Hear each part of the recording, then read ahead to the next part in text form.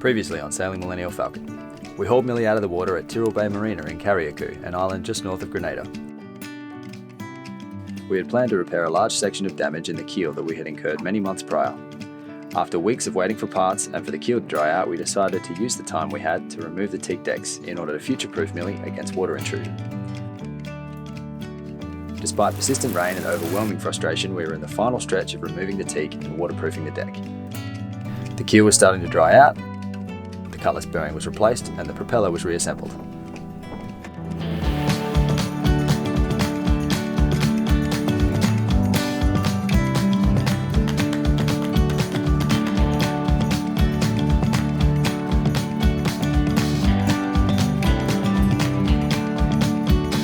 Left to do was a few days of fiberglassing, painting, and a quick repack of the stuffing box before we could get back on the water. The end was in sight. Just one more week. Just one more week.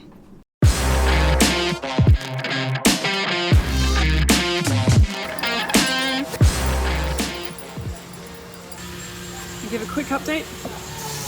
So, tried to repack the stuffing box yesterday, only to discover that the bolts that hold the two halves together are destroyed and rusted through. One of them broke off whilst trying to get them undone. So now we need to pull out the prop shaft. We need to unseat the stern tube side of the stuffing box, which is permanently glassed into the boat, so that we can replace the bolts, because there isn't clearance on that side of the stuffing box to slide new bolts in.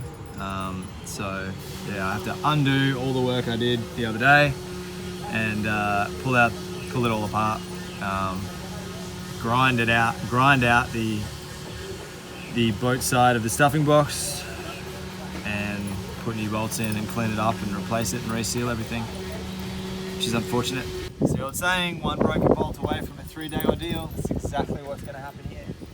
Okay, quick interruption.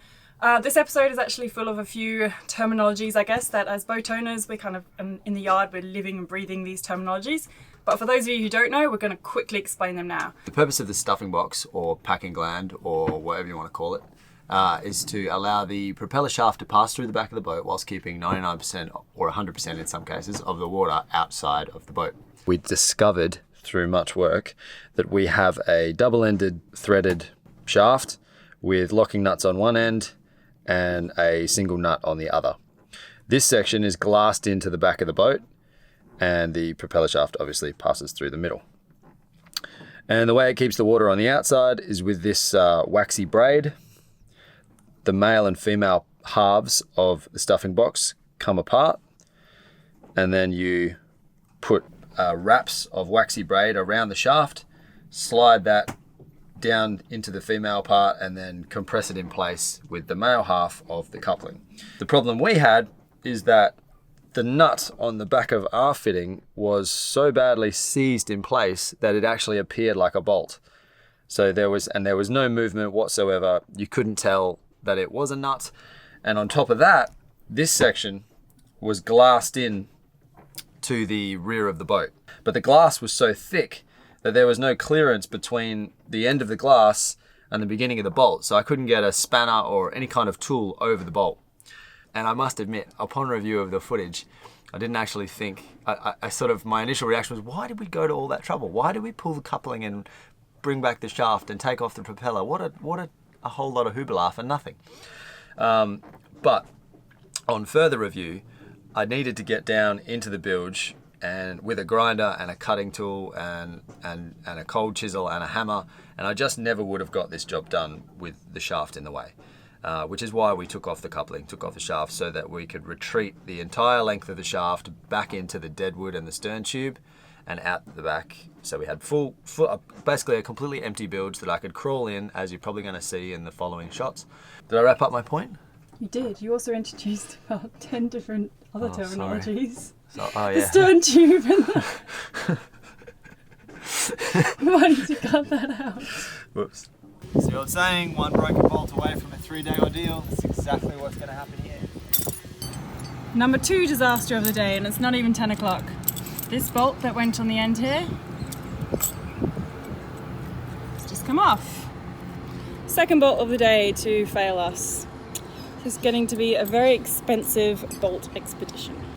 So while we've been trying to take our propeller off, the guy who actually loaned us his propeller puller came by to help. And then somebody else on the boat next to us came by to help and has lended us his propeller pusher, which also didn't work. So then we've gone to the yard guy, the mechanic in the yard, and now we're borrowing his. That time lucky.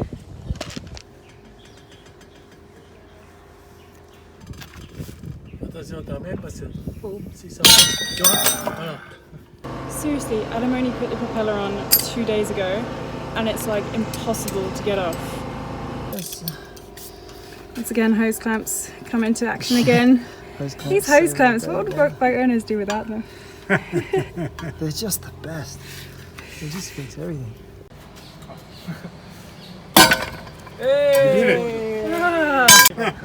Yes! Thank you, Mike. Sure. Thanks, guys.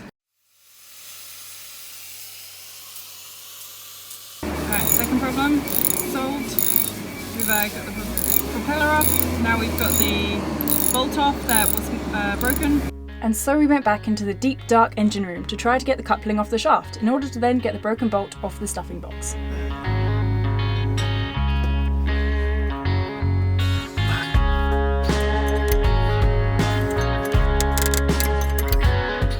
Luckily for us, we still had the puller, which came in handy yet again that day. Hey, he's in! He managed to fit! Pull to get out again. Wow, you're really fitting in pretty snug there. So right now he's trying to get the bolts off of the other side of the stuffing box with great difficulty. We'll give a progress report, end of day. Wait, that's not okay, that's 0. 0. 0. Oh. We managed to get the coupling off, and that was all we've done. After a breather, I got stuck in again trying to figure out how to get the broken bolts out of the stuffing box. What happened? Just hammered through my finger. Adam has actually managed to hammer through his nail. I'm trying to chisel away all the crap around the stuffing box to get it out. And you have to you try to swing a hammer when there's no room to swing. It's not the first time this box has come out.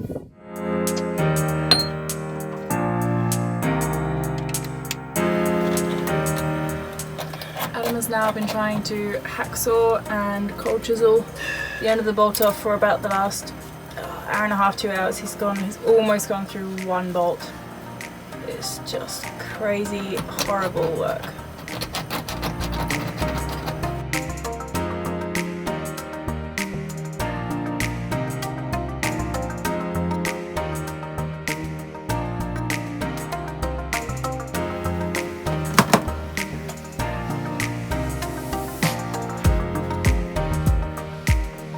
And then at last, many hours later, he finally managed to get both bolts off and headed directly to the fridge.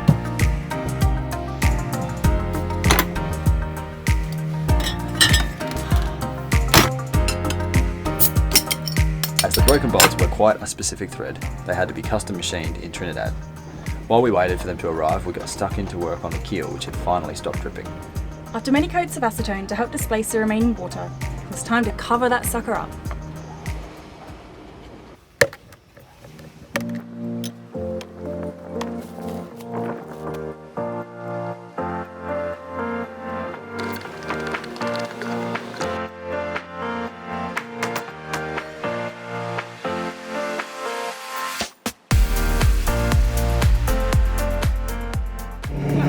So I've just mixed up a roughly 50-50 mix of silica with micro balloons. Usually I wouldn't mix it this thick, but because we're working upside down under the keel, I wanted it very thick to the point where it won't fall readily. Usually it's a little bit more runny if you're just doing some fairing or something like that, but in this case I needed it quite thick, which is why I went a bit overboard with the silica and the micro balloons.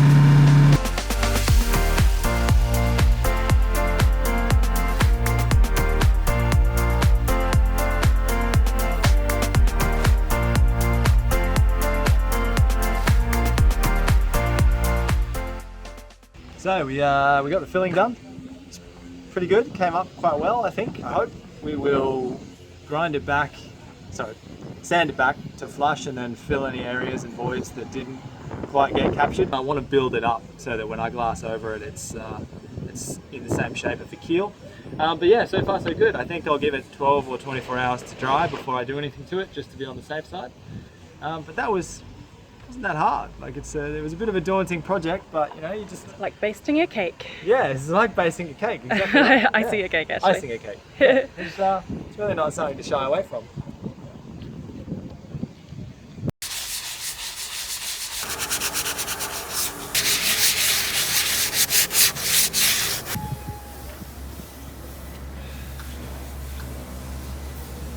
The plan is to start with a small section of cloth directly over where we've filled, and overlap it just a little bit with the existing hull, or with a good section of hull, and then get progressively larger portions of fiberglass with larger overlapping sections as we build our way up. We're going to start with a few layers of this really heavy biaxial stuff, and then gradually work our way down to chopped strand, and then finally we'll have some finishing cloth. And then I might even put a fairing layer of micro balloon over the top of that before we paint. This is finishing cloth. Finishing cloth, biaxial. So we'll see how we go. We obviously have to cut this to the right shape because fiberglass won't turn around sharp corners and it has a tendency to bunch up at the edges, which was an invitation for air bubbles and imperfections. So we'll try and cut it to nice generic shapes with very little curvature, so that we don't have to contend with kinks and folds on the edges, which will invite bubbles.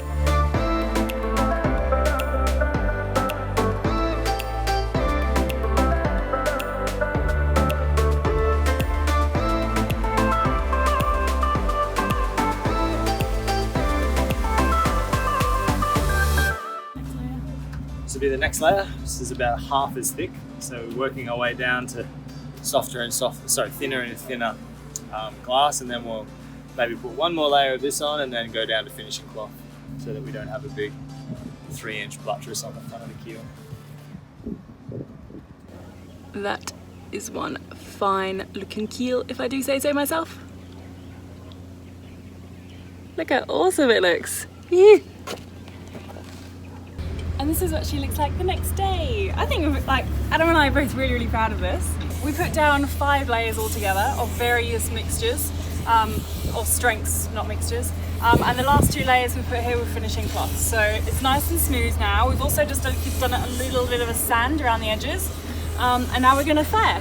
But somebody compared our keel to a shark, what it looked like. And it doesn't look like a shark anymore, so it's really good. And it's like really sturdy. It's sturdy. This is not going anywhere in a hurry. I'm super happy with how it turned out. Yeah. I think we've done a really good job. We've never done any serious glassing before other than the bimini top.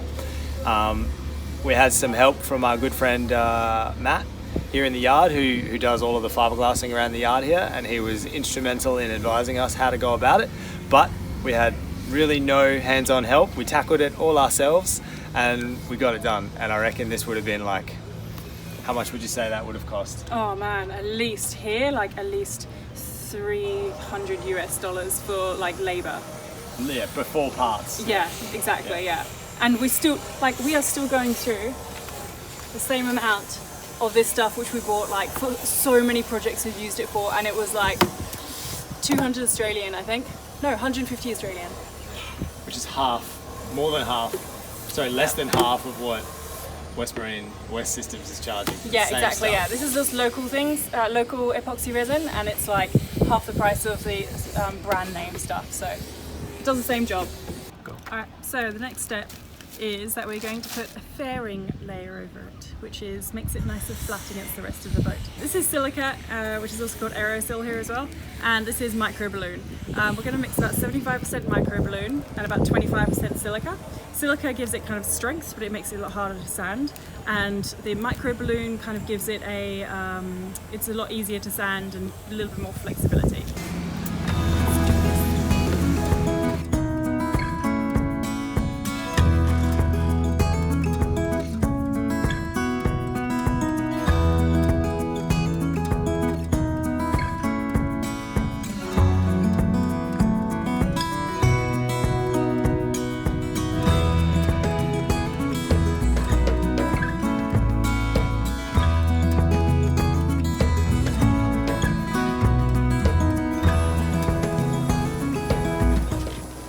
Yes, if anybody has ever iced a cake, they're going to be awesome at this. And if you're not very good at icing cakes, that's fine, because you can just sand it back and do it all over again. It's seriously easy. I'm recording. That's going in the video. Alright, so I've covered both sides of it, and we are now going to wait for it to dry. We're going to sand it back again and fill in the gaps where I didn't fab everything in. So fill that in and then sand it again, and then hopefully she should be good to go. We'll then put barrier and paint on top. This is Adam comparing what his Coke addiction is like. His Coca-Cola addiction I is have like. a sugar addiction. 100% have a sugar addiction. It's terrible. I got it when we went through America, and I've been nursing it for the last 6 months. So I'm on the recovery wagon. I'm going back to every other day now. And what happened when you picked up the Coke the other day? Yesterday was my day off, and I picked up the bottle. I picked it up and I put it down again. Mega well points. Done, baby. Didn't even have to call my sponsor. Because she would have told him off.